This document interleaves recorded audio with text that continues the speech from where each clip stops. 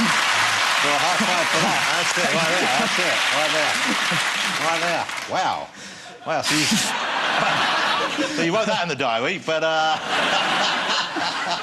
don't tell us the date, because otherwise people will all remember it and go, oh, yeah, that's when that happened. But this is going to get... It must be, I imagine, challenging being in the public eye and doing that and being someone who there's so much global interest in. Not particularly. I mean, as long as you just have a sense of humour about it. I mean, what was fantastic was that when it came out that, you know, Rosie and I had been going out for about a year, and then somebody got a shot of us walking around New York.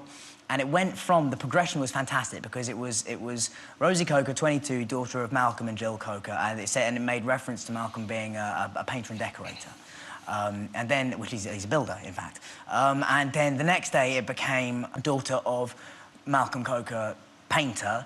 Then it became daughter of Malcolm Coker, artist. And then finally it was Rosie Coker, 22, artist. So it was, you know, when you see the progression of that and you get a window into the insight of how much of that stuff's just mad and weird, you just got to laugh at it. And she takes it all in stride. So well, good luck with the relationship. I hope it goes well, you know, I hope that things pan out and that thing that happened that you remember, that I hope that one day that happens again.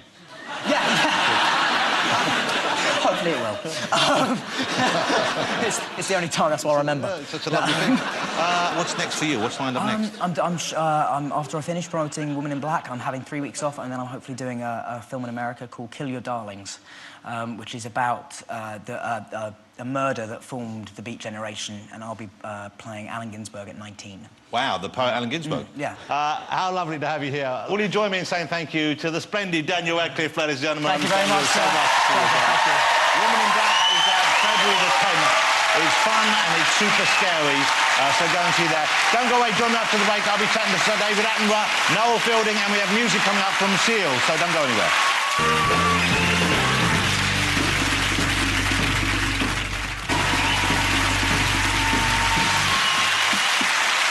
Welcome back. Thank you for sticking with us. Let's get my next guest out, ladies and gentlemen. He is quite simply one of the world's greatest broadcasters. Will you please welcome Sir David Attenborough.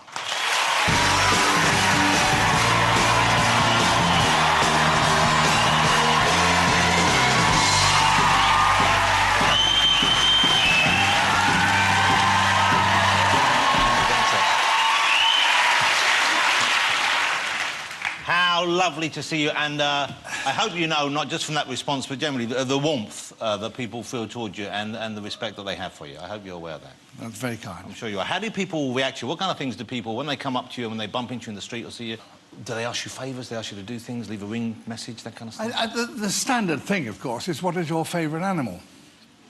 Hold on, let me just take some of these questions.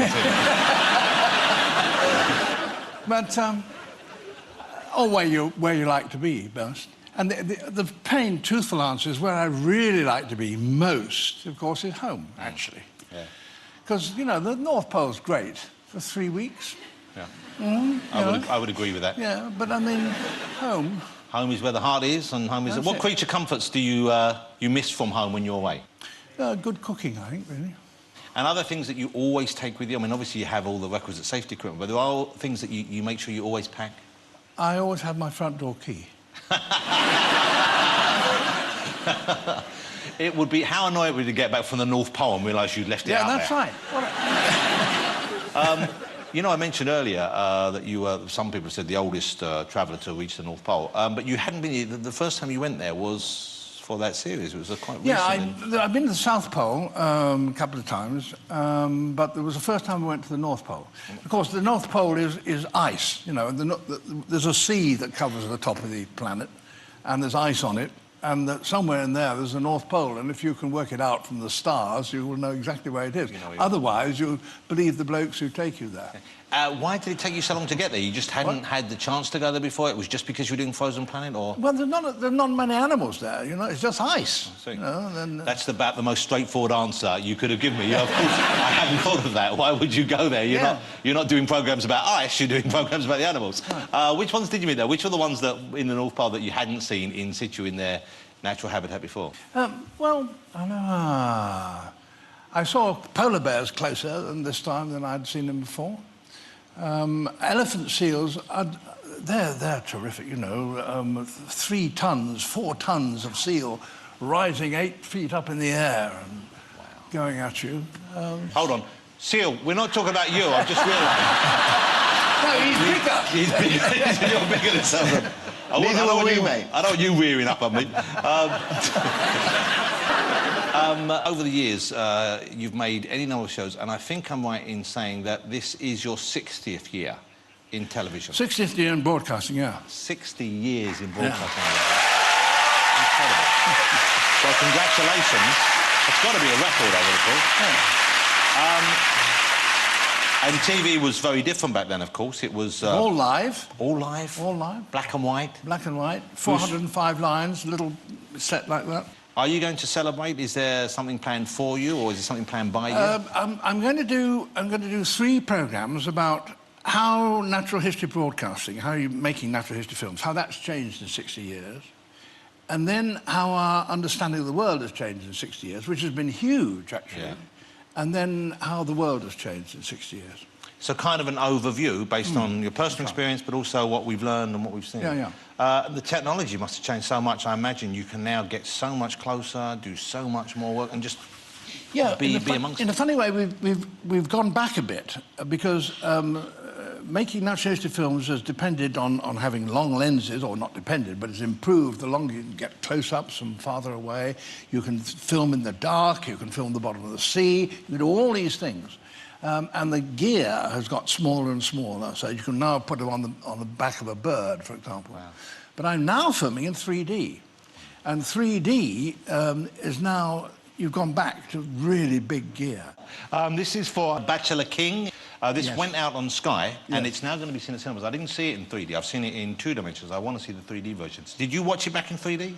Well, I've seen it in 3D, yeah. So do you feel... Is it worth that extra effort? Do you really feel more in amongst it? Yes, I mean, you can... It's a mistake to try and pick one shot and sort of suddenly something plunges out of the screen and all that sort of thing. Because that gets very boring if you did it for 90 minutes, you know. And so that you should be gentle, as it were, with 3D. And then you really suddenly feel that you're moving into this new world, 3-dimensional world. It has an impact which is quite extraordinary. Let's have a look. This is from The Bachelor King, and it's about a kind of a king penguin. King penguin. In South Georgia, where you have been. Indeed. A couple of times. And this was in 3D. This is the 2D version. But look, you can see the beautiful photography, how it works. All the king wants to do is to get back to his partner and feed his chick. But there is new trouble. Elephant seals. 60 tons of blubber and flatulence. And they don't like being disturbed.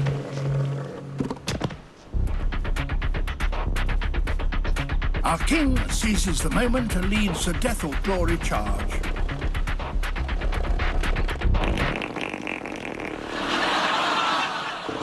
Bad idea.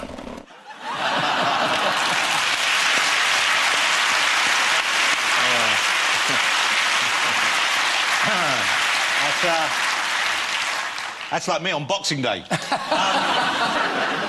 You know, you're not someone I would think of as a sensationalist, someone who kind of says things to make a splash. You're very considered, I think, obviously a very responsible broadcaster, like me. And what... but I know some people have... attacked is perhaps too strong a word, but certainly have voiced their dissent when you